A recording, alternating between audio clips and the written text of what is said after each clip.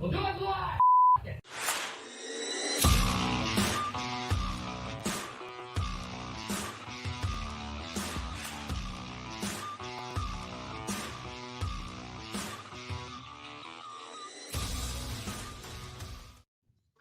Hello and welcome to Under the Sticks, presented by Big Red Cloud. My name is Andy McGeady. Visit www.bigredcloud for all your online accounting needs.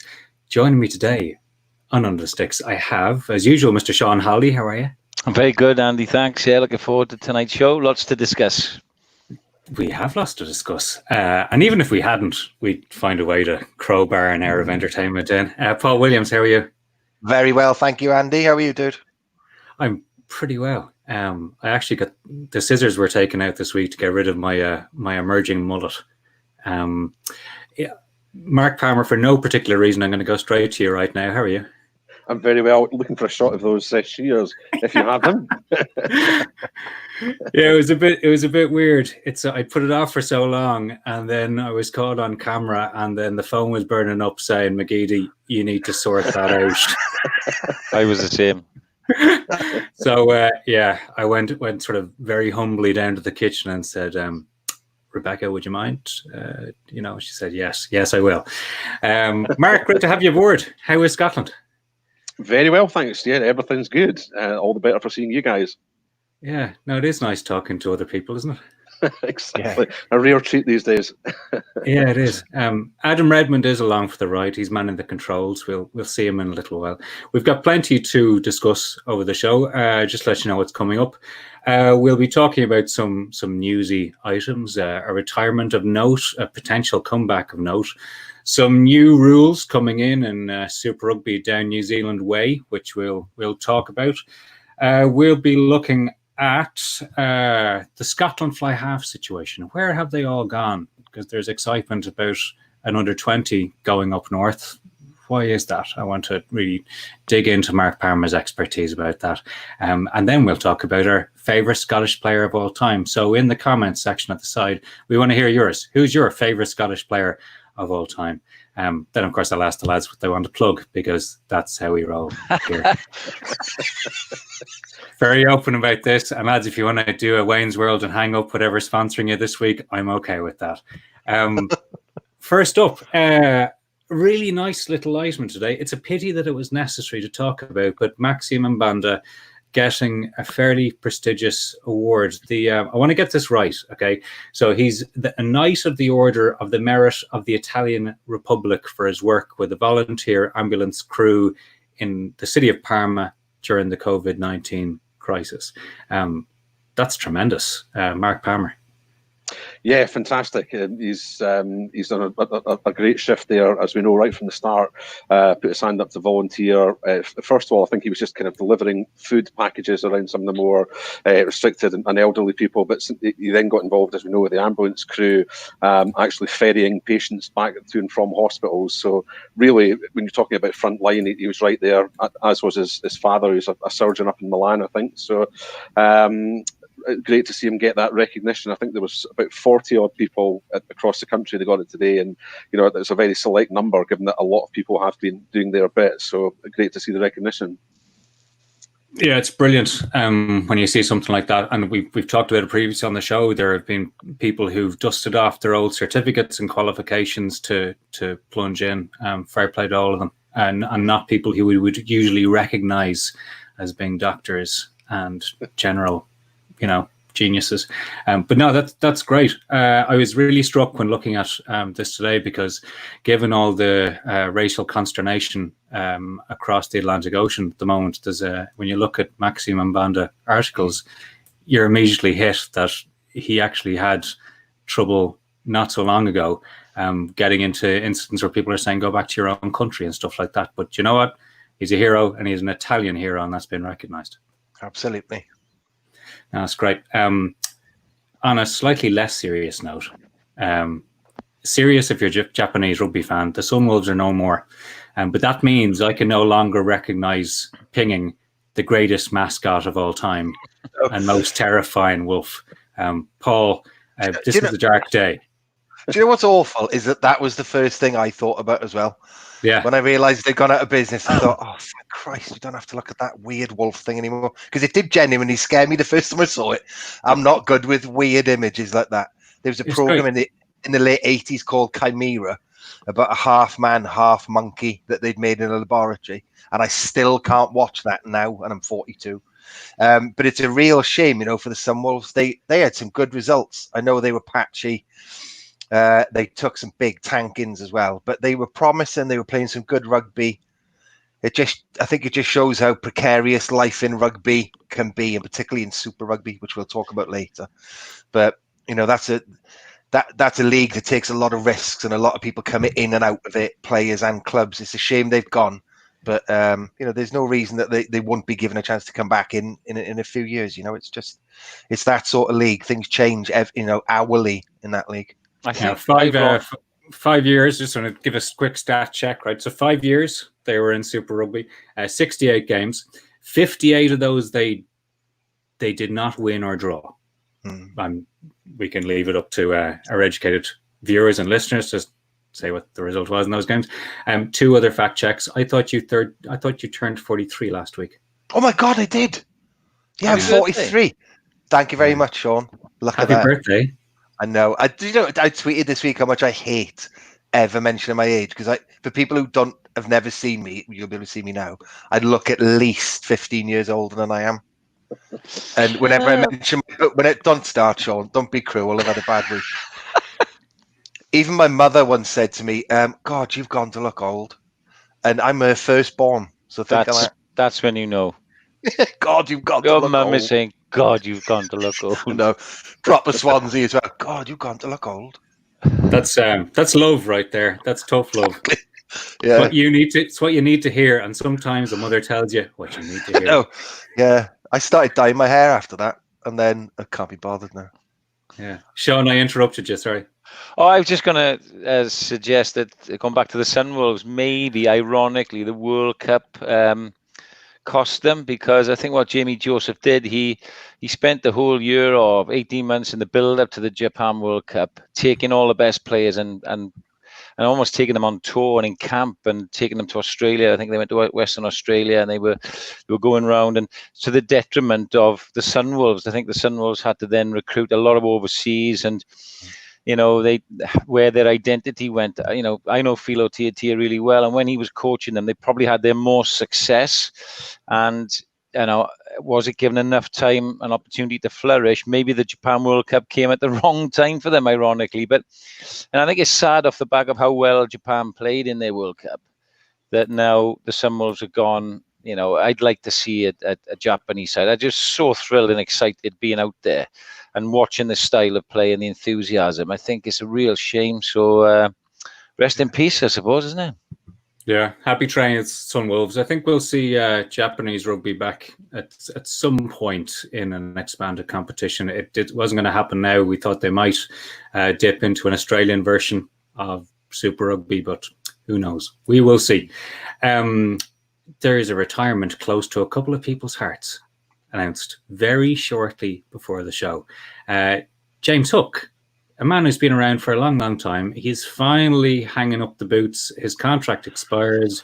Sean Holley, you're probably closest to him of all here. Yeah. Still very close. I was on holiday with him last summer. His family has got an apartment near a mate of mine's in Spain, and we were out there with the kids. And it goes back a long, long way. Seeing him as a young Port Talbot boy, he played for a couple of clubs around where I live, so he was well known. His brother Michael who was older, was coming through, was meant to be the next big thing, but Hookie came along, and I remember, he was on my radar because he was playing for Neath, and we'd brought him into Ospreys training, and I phoned Scott Johnson, and I said, come down and watch this kid play at the Knoll on Saturday. And fair play, Scott came down. This was very early days. And within 10 minutes, he sat next to me. I swear to God, within 10 minutes, he went on the phone to Steve Hansen and he said, mate, I think we got our next 10. Something like that. And so that was a pretty good recommendation, but it was an easy recommendation for me because Hookie was so skilled. I get asked a lot, boys, about who's the most talented player you ever worked with. Plethora of names, but Hookie's up there because he was so instinctive, naturally gifted and talented. A supreme specimen. You see him now. Like I said, I was on holiday with him last summer. I kept my T-shirt on. He was out water skiing, doing spins and everything, so he could still play, but obviously he's got a young family. He's got other things to concentrate on. He's done it all. And, I'm just glad he's got out in real good shape, physically, mentally, in a good space with his family, and having had a great career. Yeah, Paul, bring you in here because James Hook, he's been around a long, long time. We were saying before we went on air, like he's played a lot of games, scored a lot of points. Inside Wales, where does he rank in terms of skillful backs? Oh, I think he's right up there. Weirdly, I invented a little term almost for James Hook, that he was, the word utility player used to be almost like a negative thing. So they'd say, oh, he's a utility player like Austin Healey, meant you couldn't nail down one position. Whereas James Hook, I always thought, in the same vein as Matt Gitto, they were almost like hyper utility players in a really positive way. So they could play test level genuinely in 4 positions. So like a new bracket of like hyper utility where you're so good, not that you can't nail one down, but that you can play everywhere. And I think in Wales, that's how people will remember him. So not that he was slid around a lot, although he was. And, God love him. If Warren Gatland hadn't been coach, he'd probably have got up, 100, 110 caps. He just didn't fit in with Gatland's mould. But I think he's thought of very, very highly in Wales. And, like you say, he was so skillful. I always remember him coming through. I first saw him play, I think, with the under 20. I didn't see him at Neath, with Wales under 21s and at the Ospreys. And he had the ability to throw like a full body dummy. So it wasn't just his hands. When he dummied the ball, like all of him threw you. His legs, his head, his shoulders. And I remember once watching 4 defenders go for his dummy and the cameraman. Right? And the camera on TV just sort of went, whoo! And he thought it had gone out to the wing and he just went under the post. It was amazing. He was about 20 years old. I remember thinking, whoa, he's going to be something. And he really was. I think utility does do him a disservice, Paul. Yes. 81 caps for Wales. There Absolutely. you go. So, look, he was a brilliant 10, but it just coincided with rugby league style rush defences coming. And as I said earlier, James was an instinctive player, very instinctive. And the game then evolved the more sort of domineering, kicking, organising 10, a la Dan Biggar and co, those sort of fellas. So the best thing we did at the Ospreys was move him to 12, because he played like a second 5'8". We had 2 10s either side of the ruck. We had a second kicking option. He was a physical specimen, could defend. He could take it to the line. He could put little grubbers through. Ask Tommy Bowe, the amount of tries Tommy scored in big games with Hookie, down the short side, kicking it through. So I felt that Hookie's best position overall was 12. He got shipped the fullback, never at the Ospreys, but he got shipped the fullback as soon as he went to Perpignan. And then when he went to Gloucester, and I think it was just a waste of frontline talent. And you think now, the way the game is now, imagine now with Hadley Parks going, Wales sides are crying out for a second 10 at 12. He would be in his pomp perfect now. But that's done and dusted. 81 caps, great career, a lot of trophies, and a lovely family. So good luck to him. Adam Redmond has appeared on screen. That usually means that he wants to speak. Yeah, so a bit late to the party. I might dip in and out tonight, and let all the experts get their voices across. But I'm a little late to the party because I've been very busy trying to sum up the round statistics of James Hook's career. So there we go, 367 games. Just shy of 2,000 points, played for Ospreys, Gloucester, Perpignan, Wales 81 times, as Sean has said, and also the Lions. He played on the 2009 tour. There's a hell of a lot of rugby that guy has played, and it's I just think he's one of the classiest players to probably not get the recognition. I think the guys have just touched on that a little bit. And I'd say he's one of those guys as well, like Ian Keatley, getting to 200 plus appearances to play in the back line.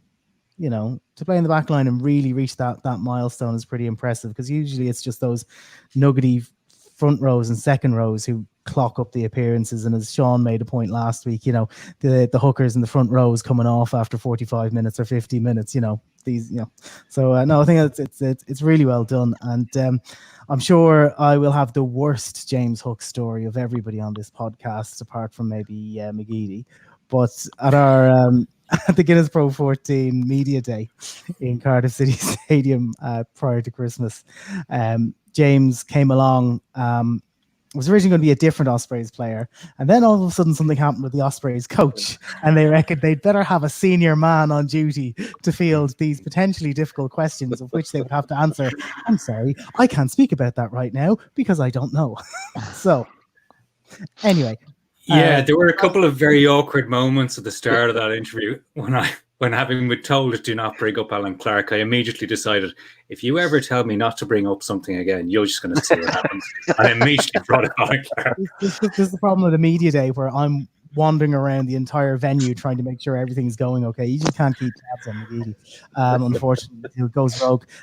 But we're walking up, and I'm bringing the Ospreys media officer and James Hook up to meet the guys for the podcast. I was like, "Oh, this is probably the easiest one you'll do all day. It's nice and relaxed. It won't really be like rugby. It'll be a good chat. We've got Andy McGeady's on, and I think we had Ali Stokes." And I said, "Oh, and we've got Squidge Rugby, the guy who does the videos and stuff like that." And I was like, "Oh, yeah, whatever, okay." And then the guys were queuing up, and then the Ospreys media officer comes over. Did you say Squidge, like the? And we're like, yeah, Squidge. She goes, "Oh, right," because James just said that apparently he had a go at him on Twitter. And so it turns out, just before James sits down with you and the guys, that apparently Squidge had referred to him as the ghost of James Hook like a weekend before, and Hooky and Squidge kind of had a little bit of. It was great, and they were right beside each other. It was fantastic.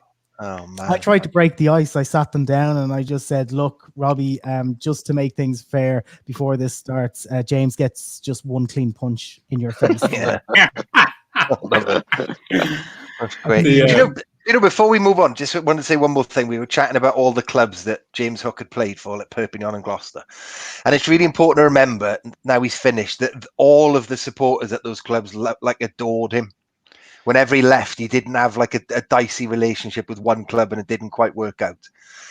All of those supporters regard him as especially in Perpignan, where he was in the Midi Olympiques team of the week virtually every week when he was down there with Lee Byrne.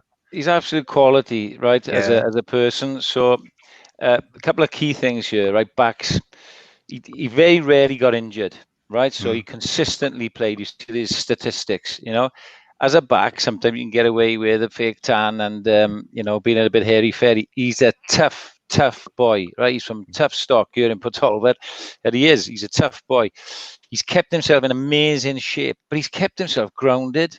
He knows he's a Portolva boy. He recognizes where he comes from. I've got photos here. He came to my son's 3rd or 4th birthday just because he came to say and have a photograph, and he's still now seeing my son's 15 years on and playing rugby with him on the beach. So, I mean, that is a whole package. He's a rounded, down-to-earth guy, talented, but never let it get to his head. And supporters and fans and stakeholders love that, don't they? They love somebody a champion like him. And he's and I say it a lot about people like Shane and Jonathan Davis, but he's a national treasure, Hooky, because he's come from, local domestic stock, and he's done good, and he's remembered it, and he's a great ambassador. So I can't speak highly enough, as you can imagine, of him. I was gutted when he went to Perpignan. I was gutted because he was coming to his peak and playing so well for us at 12, and I say to him, I remember saying to him in training, and saying, I understand you got to go, but you'll come back, won't you, at some point? It'd be nice to finish up. And I'm glad he did that. It hasn't gone his way the last couple of years. You know, he's a bit out of favour. He's hardly played. He's been sat on the bench, been running the tee on. But I'm glad he came home, and I just hope now that after this COVID lockdown is finished, they organise a testimonial match for him at the Knoll in Neath, much like they did for Paul James the prop, and it will be packed. There'll be 10, 12, yeah, there'll be 10, 15,000, I promise you, just to celebrate James Hook's career. Yeah, it'd be good. Yeah, I think that's well said. We shouldn't remember that this is a weird time for. We shouldn't forget this is a weird time for people leaving clubs. There was Connacht let go a host of players now, and they don't get the send off. Like, it's very rare that a player gets to plan their exit, but this is worse than usual because there's no games, the media coverage isn't what it was.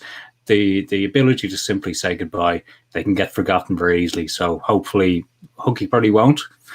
He's too big a name for that, but there's plenty. We just need to remember them at this time. Another fly half who might be coming back into the game, though. Mark Palmer, what's the rumour coming out of Auckland right now? Well, about young Mr. Carter. Yes, it would certainly make for a pretty intriguing backline, wouldn't it, if you had him into the mix? It's already pretty damn fiery. Throw him in as well. Yes, let's have a look. Yeah, I mean, it's coming. We're looking for Super Rugby coming back. Dan Carter coming back. What is he? 38 now. He's done a bit of Japan. Paul, this makes life very interesting if it is true. Yeah, it looks like it is true. I've spoken to a few guys in New Zealand today, and it does look like it is happening.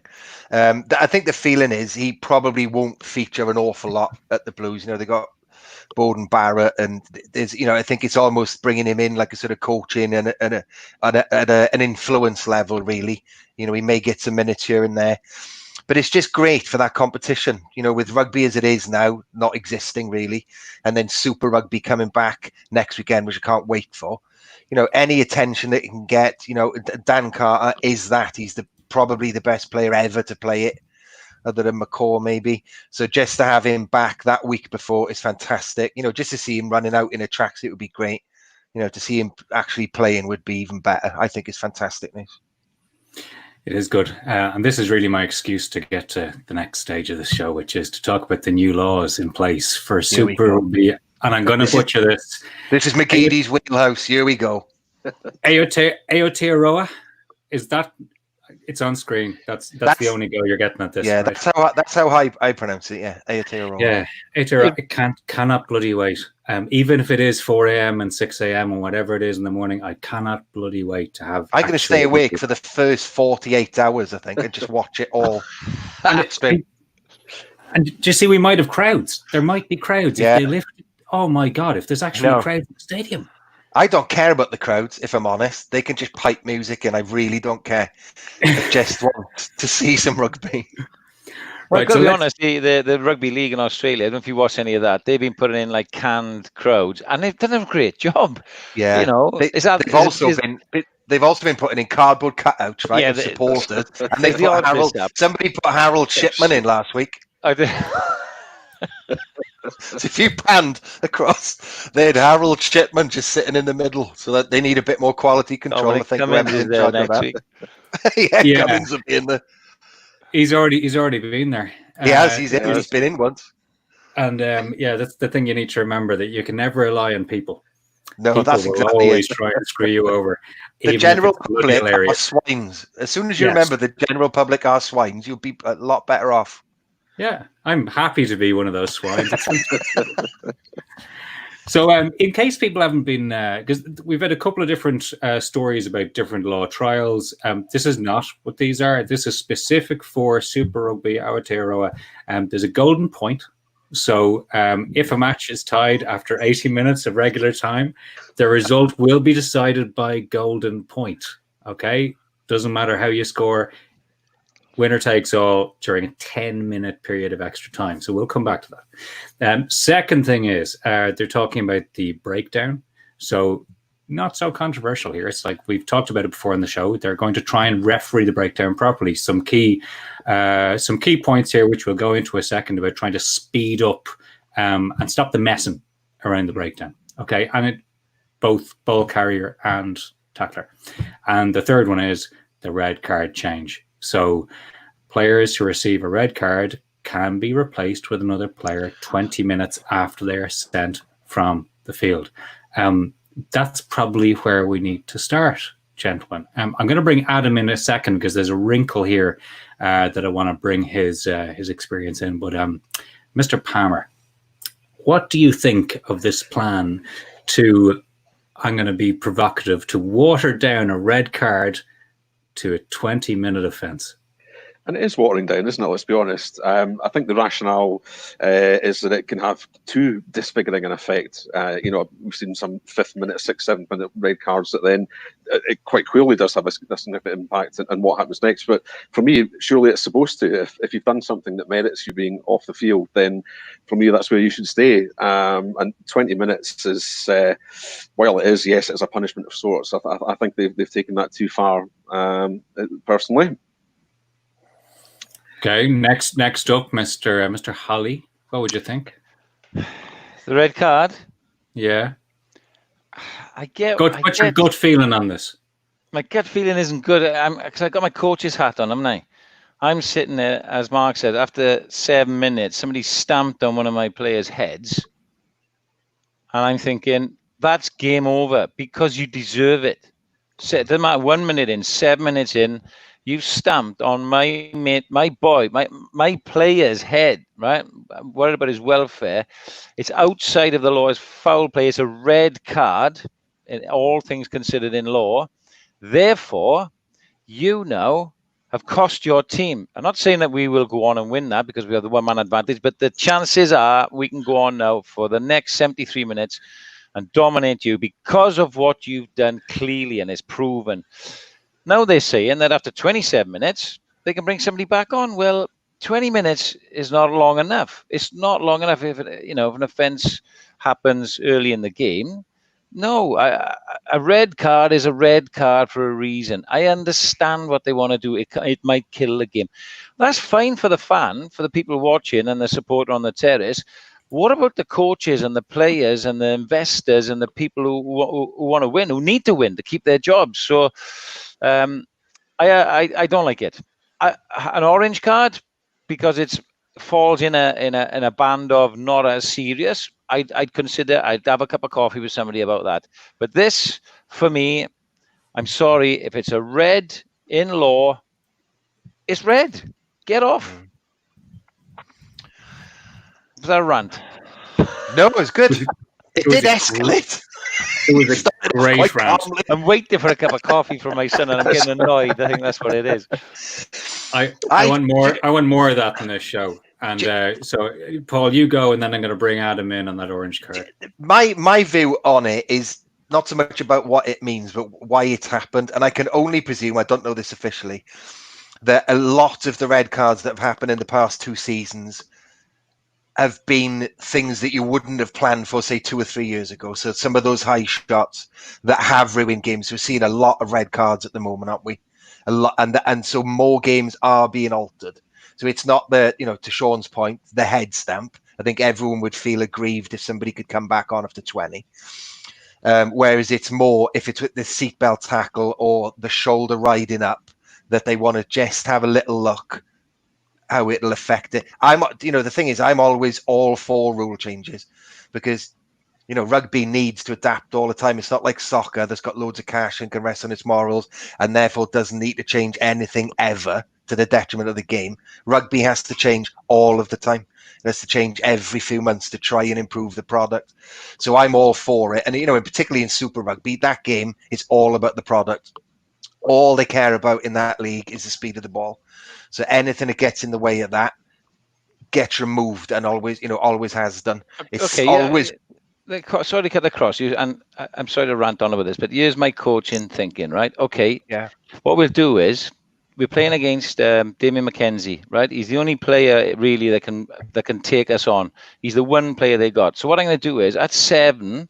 I'm going to pick our second choice 7 and put our first choice 7 on the bench. I'm going to say to our second choice 7, you take out Damien McKenzie as much as you can for the first 10 minutes. High shots, late tackles, whatever. If you get red carded, everybody, we've got 20 minutes to batten down the hatches. Then we bring in our number 1 on and we're back to 15. All right. Yeah. They've lost McKenzie. We've weathered the storm. You know what I mean? Yeah, I understand. It'd be like the final fight in Karate Kid when they go for that broken knee. They're going to try and think of ways around it. I'm telling you, it's Sweep about the leg. winning. Yeah.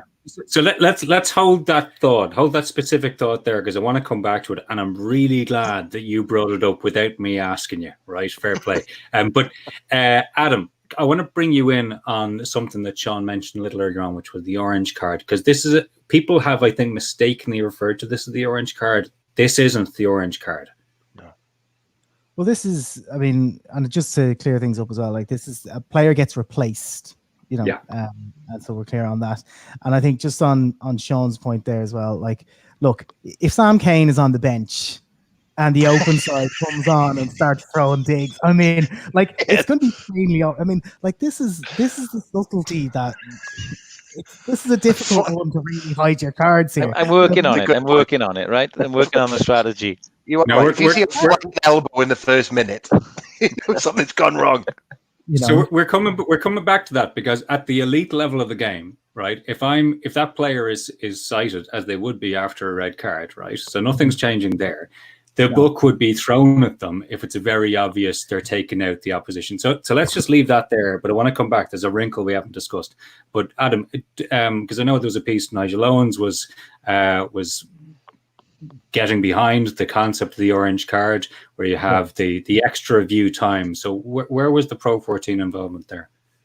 Well, it's not necessarily an involvement, but it's one of suggestions that would have come across when tournaments engage with World Rugby in terms of the pro club, the pro game forums that they have, and they're doing a lot more of now, and there'll be one in the not too distant future, as far as I know.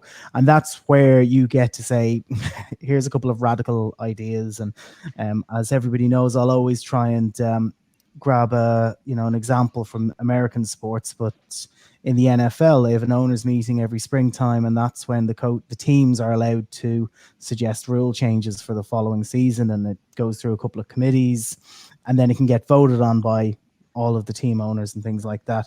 So it's on that level where you say, how can we bring about a new rule or a change to a law that we think will improve the game, and leagues and tournaments can't do that. World Rugby are the ones who can sort of give that the go ahead and that type of thing. So yeah, I mean, look, I think Paul's point is the one that people should probably focus on here, and not Sean sending the hitman out for all the out halves. Clothesline, bang, straight in. You know, when you Ryan Jones and Jerry Collins in your back row, that was probably an easy one to do anyway, particularly back in those days. But no, I think look, we're seeing guys get red cards for high shots, and then they don't get much of a suspension, or sometimes they're cleared. They just say, look, the red card was merited, but this was obviously an accidental collision, you know. And I think that's where they're trying to go. So look, this is ultimately, and in fairness, like, Sean's points are very valid, as they always are, because ultimately it's going to be the players and the coaches that will show us, is this worthy? Is this workable? Because they'll be the first people to deconstruct it and make a mockery of it. Yeah. Now, can we please talk about rolling to the sideline? Because that's brilliant. That's the key. No. I'm holding the wheel here. We're not getting away from this, because Sean is nicely going here. He's nicely going away. See here, and he's had his coffee.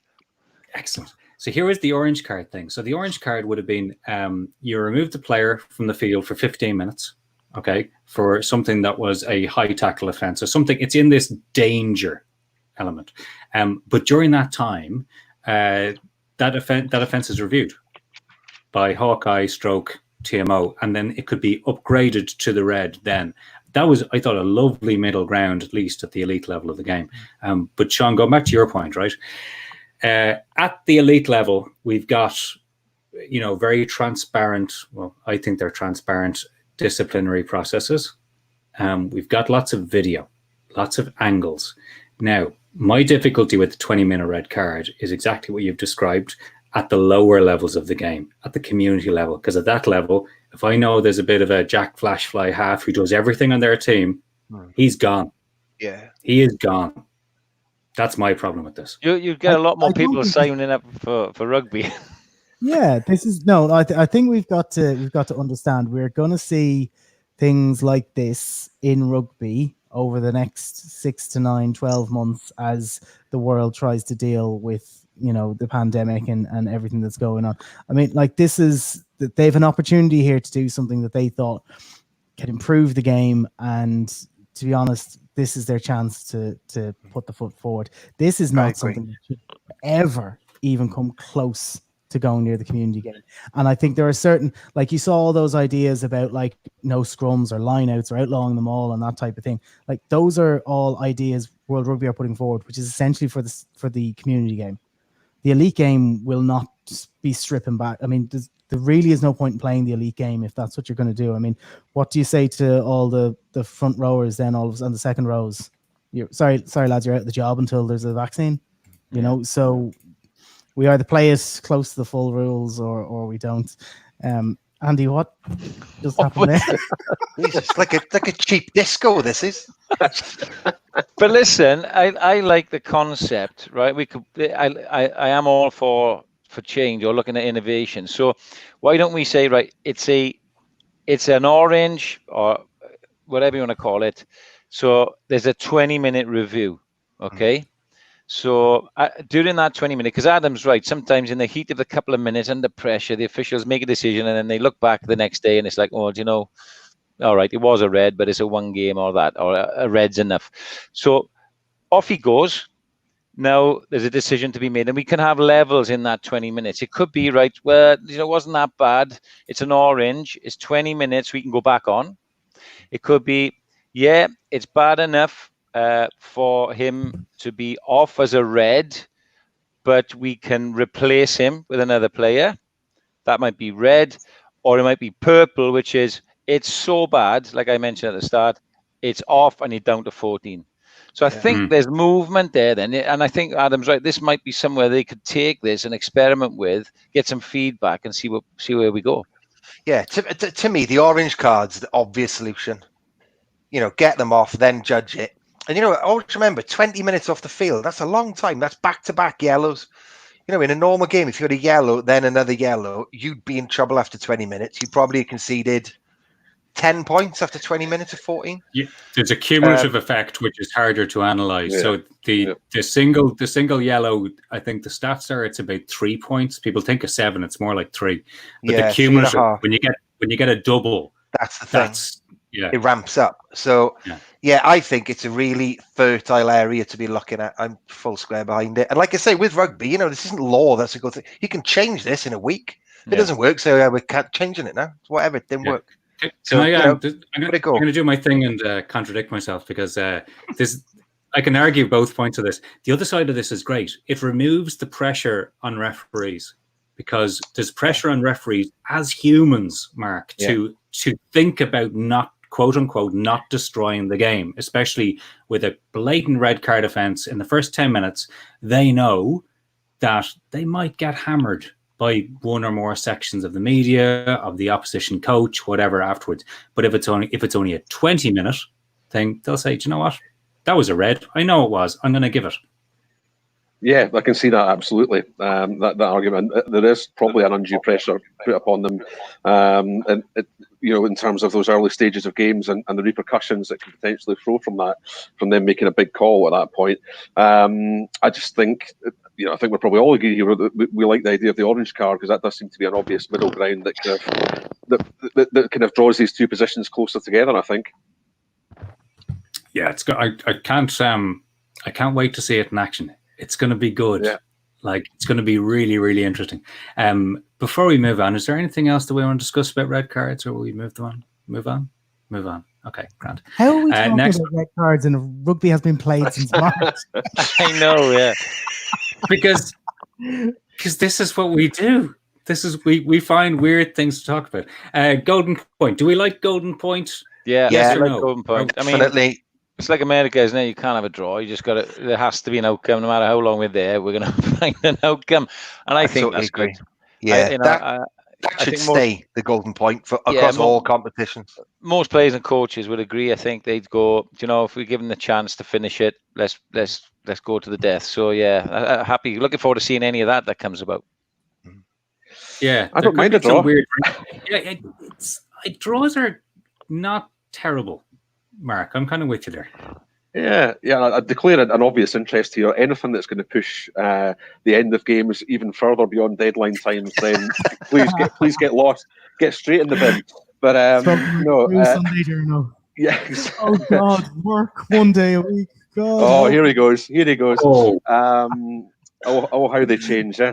But I was a daily journal. So you and me are always enemies. And don't you forget you do it. less work and you get twice as much pay. Well, don't know about that. No, the only parallel I was going to draw was between. Remember when they had your golden goals and silver goals in football competitions back in the day, and it invariably had quite a deadening effect on it because teams were so concerned about conceding the golden or silver goal that they didn't. It became a very defensive mindset rather than actually pursuing it. But we may not be comparing apples and apples here, but you wouldn't. Anything that we can do to actually encourage positive play, I think, is a good idea. And I think what's really interesting, as Sean would always say now, if that did happen, what would change the coaching perspective? And then it changes everything, doesn't it? If you've got a golden point, now you definitely need 2 goal kickers. You need one on the bench, because you might have to play an hour, whatever it's going to be. So it'll change everything then. Now you've got to have 2 like 80% goal kickers on there because that could be what wins you the game. So that's why I love all these changes. One little micro tweak, and then it spider webs and into loads of other stuff. What will be interesting, and again speaking from experience, is that if you're at the home side and you've got a draw, then that means you've either had to claw your way back, all right, and get to a draw situation. Would you be happy with that being the home side? No, you'd like the chance to go on and win it. Or the opposition has clawed back and got to a draw. Are you happy with that as the home side? No, I want to put them to bed. So they would go golden point. Now, the away side, you've been in the lead and the home side have come back and they've snatched victory away from you. Are you happy with the draw? Well, yes, you probably would be, depending where you are in the league. But if you were given the chance, hit or miss, do you want to go for it? Yeah, why not? We're only going to lose 1 point. So, yeah. But I could gain more. Or you've got you've clawed your way back as the away side and you've got to a draw. But you've got the chance to gamble 1 point to get an extra 3. Do you want to go for it? And you may have had 3 tries, so an extra 4 to score a try. Yes, please. We're the away side. We'll go for it. So I think it's all positive. I really do. All right. Okay. We've been shouted down. I got strong coffee tonight, didn't I? I'm on a bit of a roll. Right. I love Holley in this form. It's fantastic. The breakdown. This is good. I can see this traveling. Here we go. Definitely, right. So here's the key points. I'm not going through the blurb that they've sent out, but the key points are the ball carrier. They're only allowed 1 movement after being tackled, like that. So you can place the ball, you can pass the ball. You can't hold on to it for ages and do a little conga on the ground. You can't do that. Love it, right? Tackler. Adam, this is to your point. What's the tackler expected to do? Tackler must roll away towards the direction of the sideline. Right. Why is that? Because you need to clear the middle of the ruck. So the reason why the gate was brought is there, and the reason why the gate is supposed to be officiated is so that when the ball is there, it's available and no one's messing around and it can be played. And too many people lying and rolling around, slowing the ball down in the middle. And the innocent. I mean, if they put as much effort into tackling guys in the first place as they do the innocent look on their faces, and the hands up in the air. Oh, come on, lads. Come on. You're better. It's if anyone doubts why that specific thing is there, there's certain games you can go to and you see certain teams, and it's incredible the accuracy that a player will roll straight into the scrum half's feet trying to play the ball. Every time. Yeah. It is unreal. So this is there. It's good. We like this. And then the last one, extra focus on the offside line. And this is the vagueness. I'm not sure about this. Defenders expected to be, quote, clearly onside to provide attacking teams more space. Mark, what do they mean by clearly onside, do you think? Well, that's how we're talking daylight. It hasn't actually been defined, is it? So, No. that's and the last thing we need is anything else left open to interpretation at the breakdown, isn't it? But broadly speaking, looking through that blurb, it's kind of what we've all been asking for, isn't it? In terms of there's nothing new. It's let's enforce what's already there. Let's tidy it up, quicken it up, and clean it up. So out of all the elements we've discussed, I can categorically stand behind this one. That's I'll give you that. Sean, are you quieter on this? No, I just think I've ranted a lot. I've got plenty to say. There's no new law here. You're right. So for me, this is a reinforcement. So like Mark says, I welcome it. And it's been an area of concern because I know coaches, we try to coach to get away with things and just slow up for nanoseconds. That helps the offside line. You know, you're on the front foot. The attack is slowed down just a little bit. You can observe what's going on. You can scan to see who the runners are. So it does make a big difference. So I'd probably see more emphasis on the counter rucker coming straight through the ruck legally now at a good body height and driving players back to a little bit of old rucking style, if you're like one-on-one and you got to watch your body height. So yeah, welcome that. People will have to be a bit patient on the roll into the sideline because sometimes it's not physically possible to do it all the time. And I'd be coaching flip the other side, right? Pen him in and make sure he can't roll to the sideline and say to the ref, look, ref, he's not rolling to the sideline. So as coaches, they're going to be working that out. But also then offside lines, huge pressure here on the officials. And I think eventually what we're going to see, boys, is technology, because if we're watching from the many angles, like in TV production, like I do, there is the option, there's the opportunity to put an offside line on last feet and move it up and down the field with play. I wouldn't be surprised if we start seeing a third official, if you like, looking at that, where a red flag comes up if somebody is offside. You know, that could be something. If it's that important, and coaches will tell you that guys who are continually offside don't get picked up, it is important.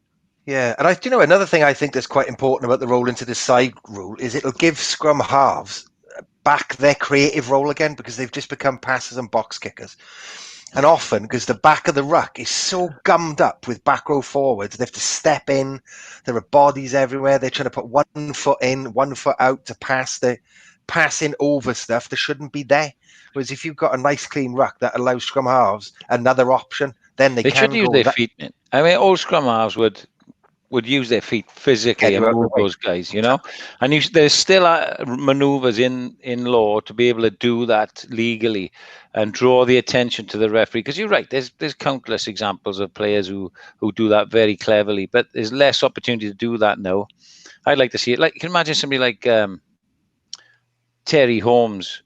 We got Michael Bradley at Zebra now. So players like that, they wouldn't stand for having somebody there spoiling the ball. Have that. I know you can't foul play, but you've got to be strong in those areas, and the refs will help now, which is great.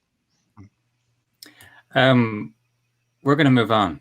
I'm coincidentally taking out a bottle of Talisker because it's into the Scottish section of the show. Shameless plug. Yeah. It's a free bottle. If anyone wants to get in touch to help me with other single malts, I will happily do so. Stop it. Yeah. So we need to talk about Scotland fly halves. Last month, Nathan Chamberlain moved from Bristol to Edinburgh.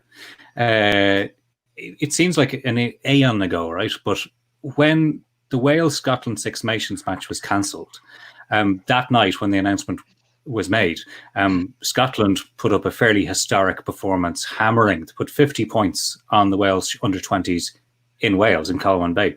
And Nathan Chamberlain was the star of the show, Mark. So getting him up north to sign an academy contract with Edinburgh is good. It's good business from the Scottish Rugby Union's point of view.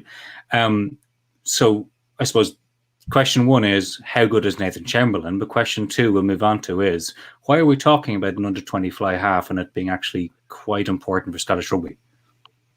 Well, I was actually in Colwyn Bay that night. It was my very last game of rugby this season, shall we say. We're going to split it into two. And he was absolutely fantastic. Scored a hat-trick. But generally, just pulling the strings on the back of a very good pack performance, that has to be said as well. But he was just absolutely sublime. It's probably the most complete standoff performance I've seen from a guy of that age in a Scotland jersey. Albeit I don't think Wales really brought much to the party that night. Sorry, boys, but we've been looking, particularly Edinburgh, have been looking for a Scottish option in that position. They've gone with Jaco Undervolt and Simon Hickey in the last couple of years. Hickey's gone now.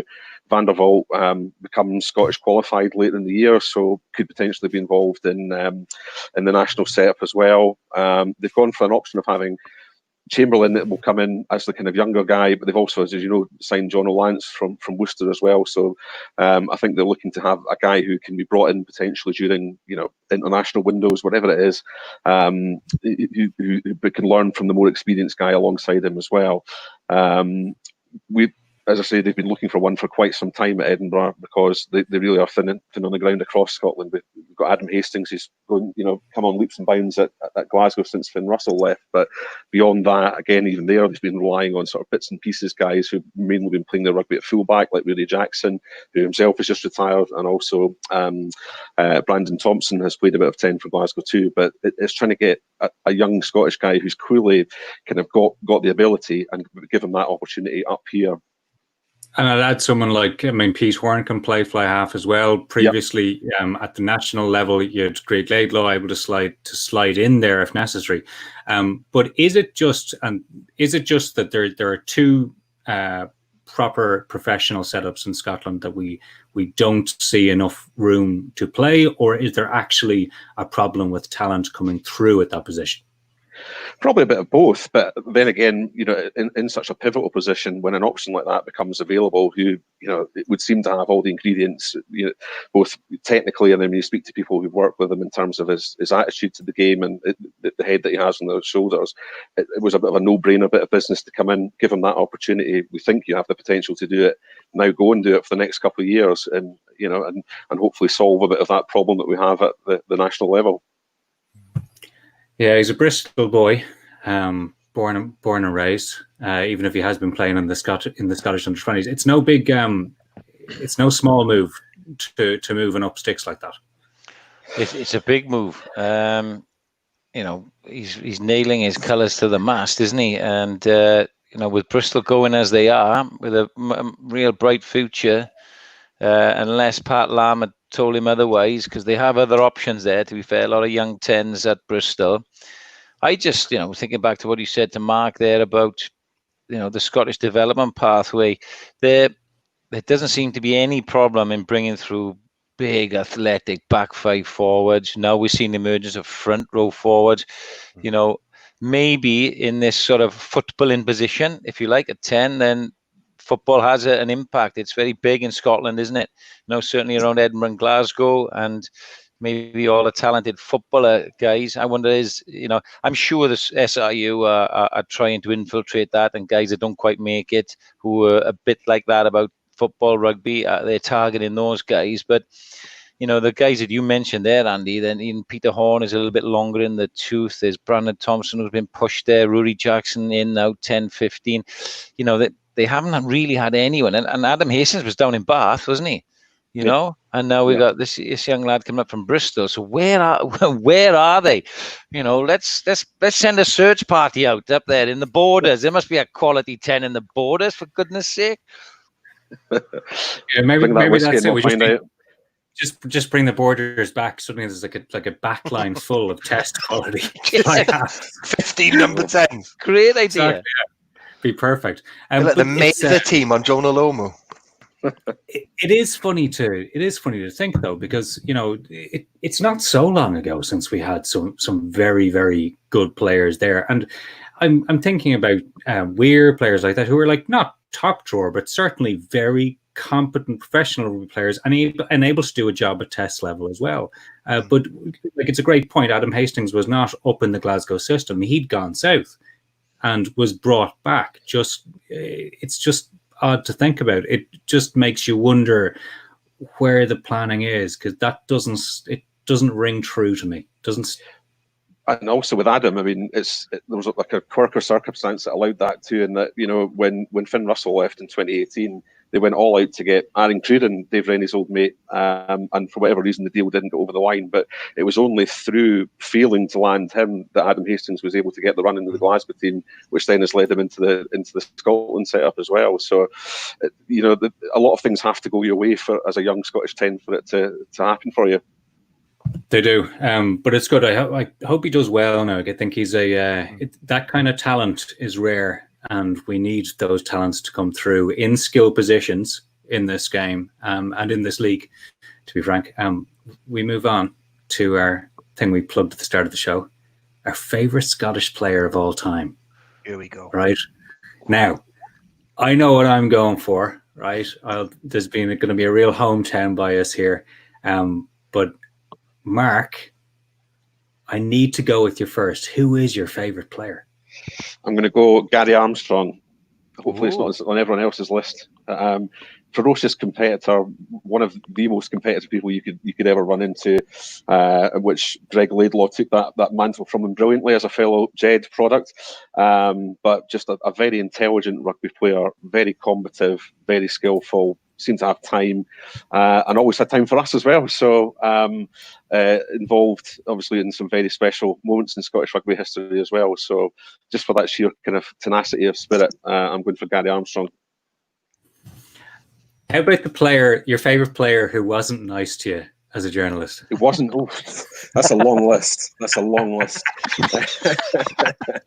let me think. Let's have the knifing 15. Yeah. It is funny. There are players who are very good at handling that side of the game, and players who perhaps aren't. They don't care, and that's fine. Don't get me wrong. You don't have to pander to the media, but it is interesting. Sean, who's your favourite Scot? I struggled between two here, and they are backs. I'll come to them, but I have huge admiration for Finlay Calder. Watching the '89 Lion series, I thought he was immense and a bit of a silent assassin. Likewise, David Solar was a big favourite of mine. I loved Gavin Hastings just because he had that great image, and I was always sort of steadfast. But the two that I've wrangled over, one is John Rutherford, the outside half, because growing up, I was an outside half in school. I was taught by John Bevan, the late John Bevan, who played for Wales at outside half, coached Wales. So he was instilling names and that into me. And I used to love his language style, John Rutherford. I just thought, and you know what? There's something about growing up watching that Scotland era with Bill McLaren commentating. You think back, I can hear him now saying Tomes, Paxton, all these names come ringing through, Beattie, But the one I'm going to go with, and it's on the bottom of our screen, he's been mentioned by some of our viewers, is a guy who probably didn't look like a rugby player that much, but it was only because of his hair. He had a bald in middle bit and then curly bits on the side here. It was Jim Rennick, the centre. My goodness, he was an effective player, quite diminutive, but solid and always in the frame. He was always linking for a try or putting somebody in the path or making a crucial tackle. He stuck in my mind, Jim Rennick, so he became a bit of an iconic Scottish player for me. So it was between Rutherford and Rennick, and Rennick's pipped it. Yeah, I'm going to bring Adam in to give some of the names that people have been putting out there on Twitter. But firstly, Mr. Williams, your favourite Scot? Right, I'm going to defy convention, as I like to. Remember in the first episode, I answered all the questions in the wrong order. But because I think it was Martin Johnson Wheatley who said the longer you were retired, the better a player you were. And I think in these conversations, you always end up harking back to bygone eras. Whereas my favourite player is Stuart Hogg. And I know he's still playing, and that doesn't quite fit into what society expects you to do with these questions.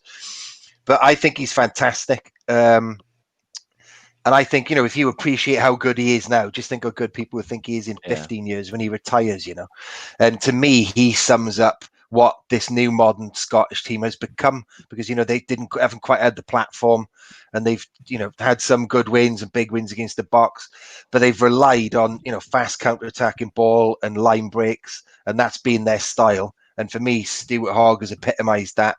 He's always managed to get into the Lions, when few other Scots have. Let's not talk about that. That'll start off a riot this side of the Atlantic. So yeah, for me, it's Stuart Hogg. I just think he's fantastic. He's been, he's now actually turned into a really good captain as well. So he's my choice. Great Mr. Redmond representation here. There is Mr. Redmond. You're back on screen. Our Twitter representations.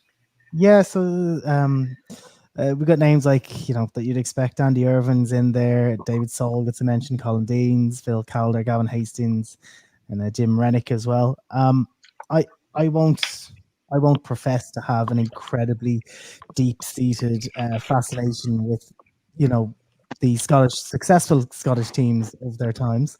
But the player who always just caught my eye when I was a teenager and early 20s watching Scotland play, and mainly because before I got to sit in the press box, a mate of mine, his uncle or something did security at Lansdowne Road, and we got to be part of the crew that hid on the very side of the pitch. So if a streaker or somebody who shouldn't be on the pitch ran on, it was our job to haul them off. So we're really, really close to the pitch, and particularly in the old Lansdowne Road, like close to the pitch is like 6 inches away.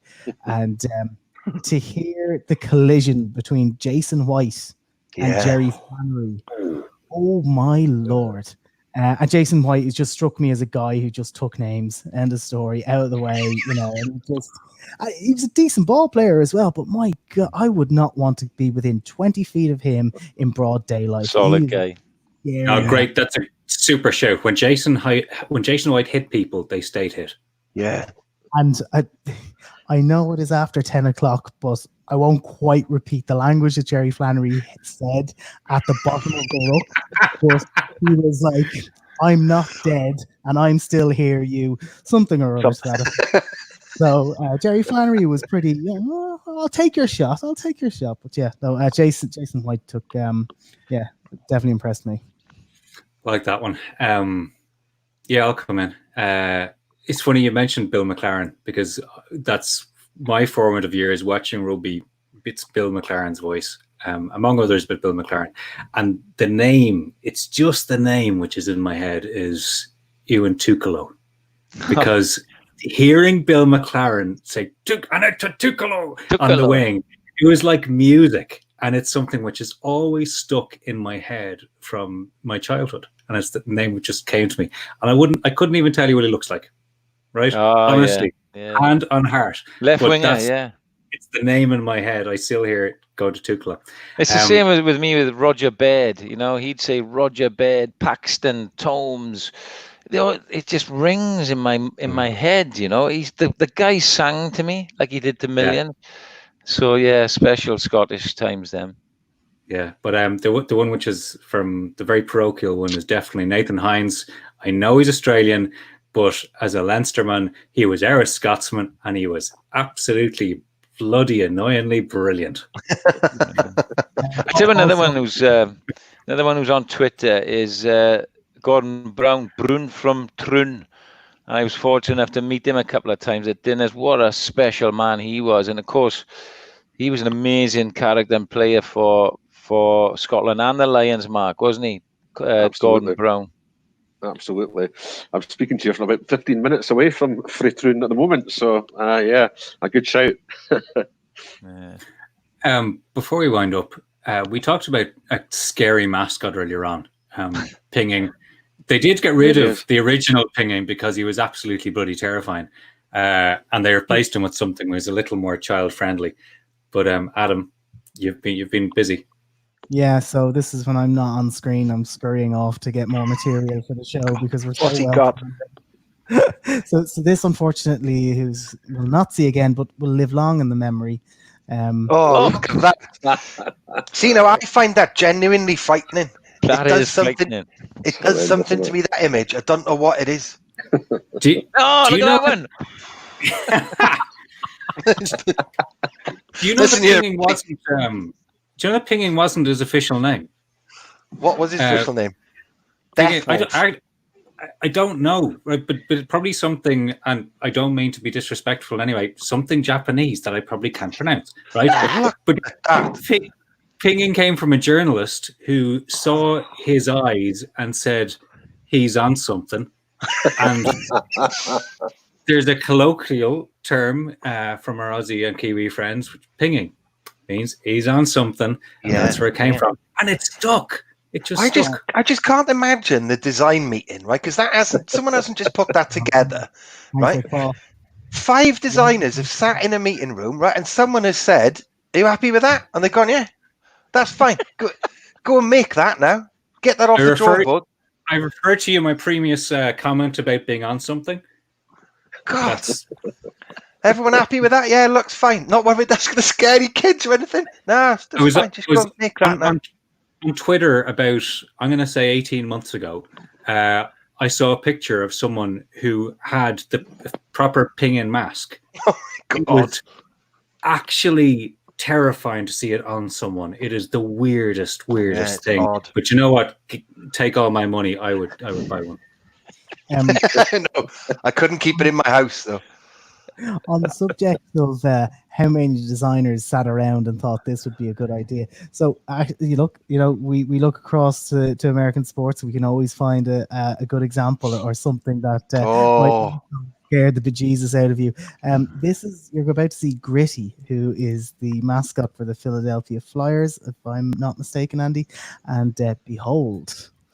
See, that's creepy. God. It's the Cookie Monster. I don't like that. See.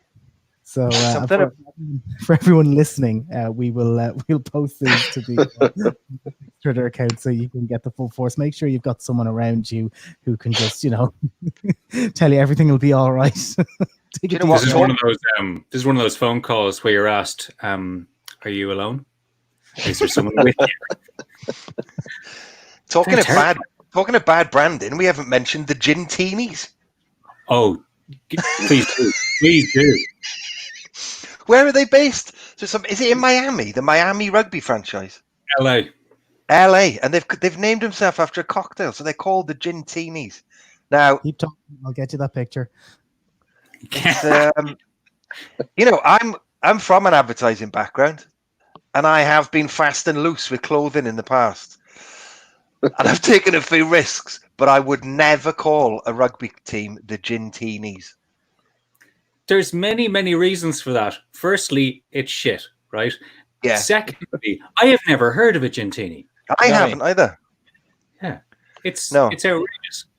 It's one of the worst decisions I can ever. I honestly thought it was like some weird gag.